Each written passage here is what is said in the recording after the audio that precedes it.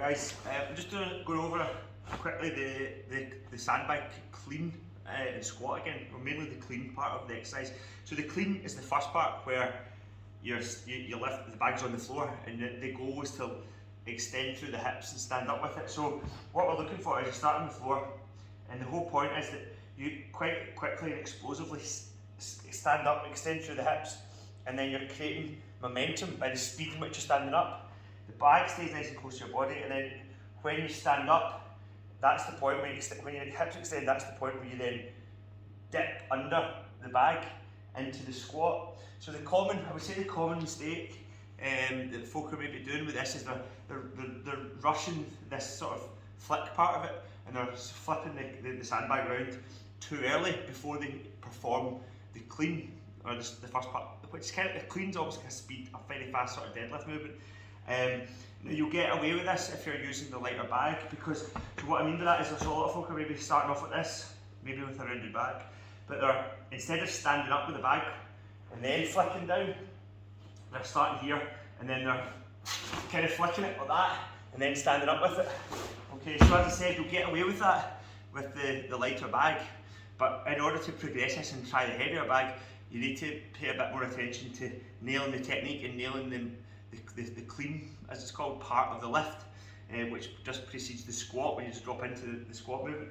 So I really would like us to focus a bit more on this exercise, because I think it's actually an excellent way of performing a power clean movement, and without the technical aspects of a barbell and without the safety implications of having to use a barbell in here. So we can get heavier bags, and I would think that as your squats get stronger, there's a carryover effect to exercises like this, so you should eventually be able to manage, even if it's just a few reps of the heavier bag. So the sandbag clean, or the exercise of clean, or clean squat and press, if you want to put it all together, is an excellent opportunity to work a good bit of power work and work the muscles in a really explosive way, and in a way that we can't really do, or a lot of folk can't do, if for example you can't do Olympic lifts, and it's probably a bit of a safer way to do it as well, less issues with wrists and things like that. So this is what I want you to focus on when you're doing it.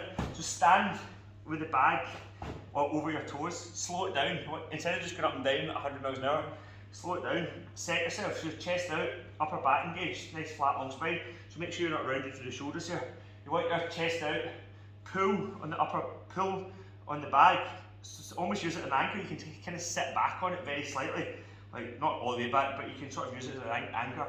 Upper back should be engaged, okay? Chest out, shoulders back and down, and then you're just going to very quickly extend, lift the bag up, drive it up, and then dropping into the squat, okay, and then reset.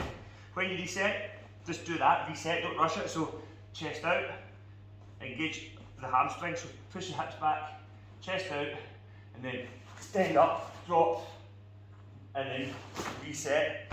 Okay, so the idea is to keep the bag nice and close to your body, so as opposed to swinging it out in front of you. It's not a kettlebell swing, so it's a nice straight line movement and then a dip under. Okay, so I'll maybe try and do a wee slow-mo video of it as well if it helps, but hopefully that makes a bit of sense.